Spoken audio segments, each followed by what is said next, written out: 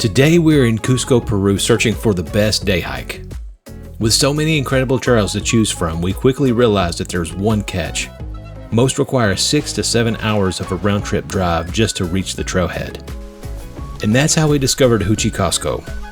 This little-known hike is a true hidden gem, combining breathtaking mountain scenery, fascinating Inca history, and remarkably well-preserved ruins, all along a peaceful stretch of the Inca Trail, only 30 minutes from Cusco. Let's go explore Huchuy Qosqo.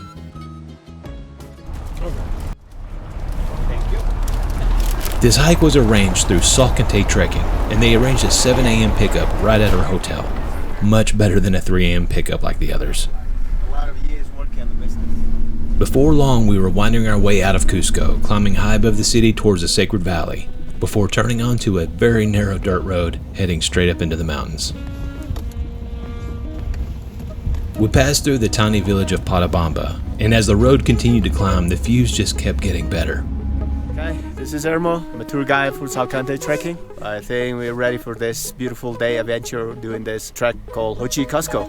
So let's do it.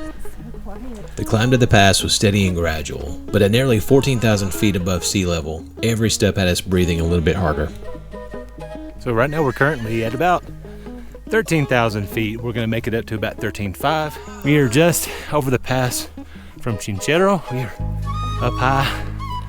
I'm huffing and puffing, but feeling great for 13,000 feet. We have about 500 more feet to climb. This is so far really beautiful. But thankfully the views made it all worthwhile. Behind us stood the towering Salkantay Peak, soaring over 20,500 feet, while below us the crystal clear lake of Lake Coricocha reflected the surrounding mountains. They were naturally isolated. Before long we reached Apacheta Pass, the highest point of today's hike. And after a quick snack and a chance to catch our breath, it was finally time for the moment we'd all been waiting for, taking our very first steps on the ancient Inca Trail. All right, so we're officially at the highest point on this trek. We're at 13,600 feet, and we are officially on the Inca Trail. Whew. I'm out of breath.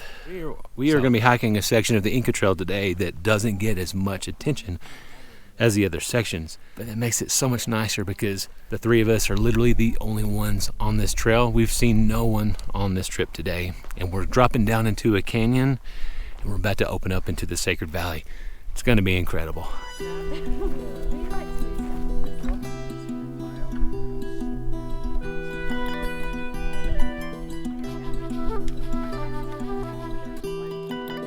Not long after joining the Inca Trail, we began passing through stone homes and terraces of the village of Pukamarca.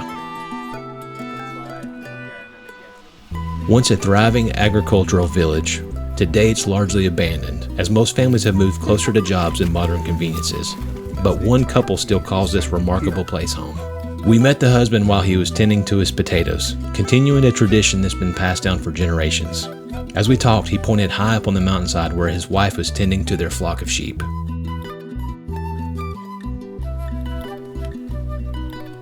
As we continued down the trail, the landscape began to transform. Wide open valleys gave way to towering rock walls as the canyon narrowed, and before long we found ourselves at the entrance of the spectacular Puma Punka Canyon. But before venturing into the canyon, it was time for lunch. Salkantay Trekking had packed us an incredible lunch. Sandwiches, fresh fruit, snacks, drinks, and plenty of extras. They definitely didn't skimp on the portions. I was so full I couldn't even finish everything. This is Puma Punka Canyon. It felt like stepping into another world. Towering rock walls rose on both sides of us, while lush green vegetation clung to the cliffs, creating a landscape completely different from the open alpine terrain we had been hiking through. Anyone wants to get a shower? Okay, guys. Oh, I bet that's a very cold shower. It's not very nice and refreshing.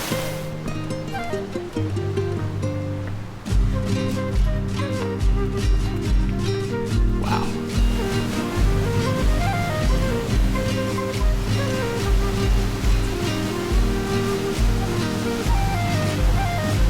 The trail crossed the creek on a series of small wooden bridges, part of the recent restoration work along this section of the Inca Trail. It was a beautiful stretch of trail, peaceful and surprisingly untouched. Wow.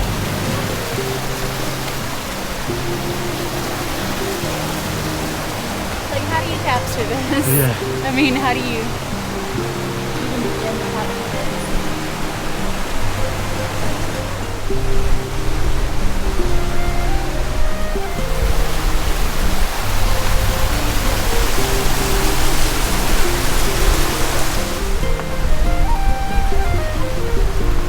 Then just as quickly as it narrowed, the canyon opened back up.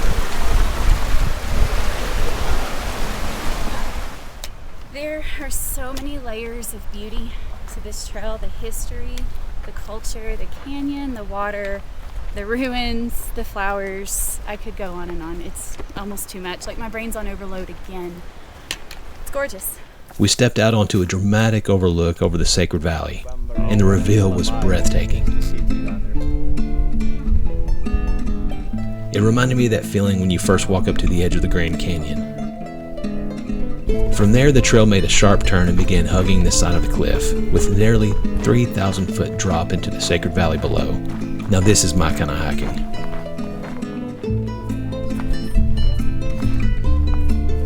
Oh yeah. We're about to be in Huchuy Qosqo. Yeah, Yeah.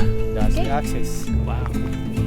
The narrow trail, the dramatic exposure, and the incredible views around every corner made this one of the most exciting sections of the entire hike. We knew we were getting close. Ground here is totally different than this ground. Because this is more gravel.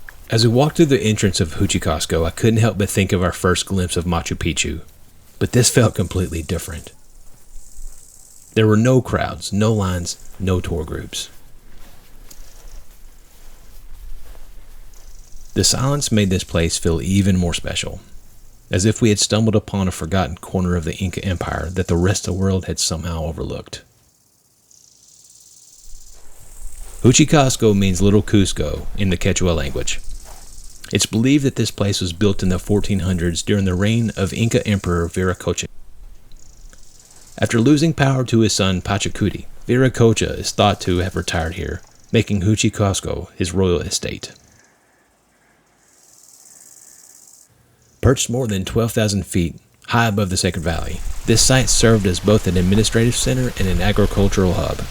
The Incas carved massive terraces into the mountainside to grow crops, built ingenious irrigation canals to bring water from nearby springs, and constructed impressive stone and adobe buildings that have survived for more than 500 years.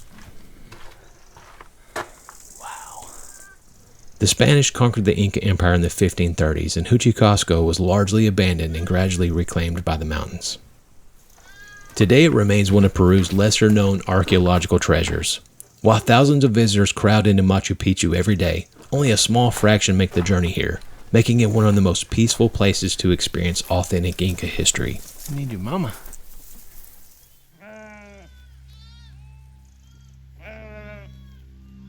Today's adventure is sponsored by Merino Tech wool. When you're spending long days on the trail, what you wear matters, and that's why I've been wearing Merino Tech wool. Their clothing's made from 100% premium New Zealand merino wool, which naturally regulates your body temperature, wicks away moisture, and resists odors. So you stay comfortable whether you're climbing a mountain or exploring a new city. I've put Merino Tech wool to the test on just about every kind of trip I take. Their boxers, polos, and t-shirts have become my go-to for everyday travel thanks to their comfort, breathability, and odor resistance. On the trail, I use their t-shirts as a lightweight base layer for hiking, and when I'm backpacking for multiple days, their long-sleeve shirt and pants are just what I need for a comfortable night's sleep. So whether I'm exploring a new city or climbing a mountain, Merino Tech wool has become an essential part of my travel kit. If you'd like to check them out for yourself, I've linked all the Merino Tech products in the description below. Using those links helps support the channel at no extra cost to you, and we really appreciate it. Thanks for helping make more adventures like this possible, and go check out Merino Tech wool today.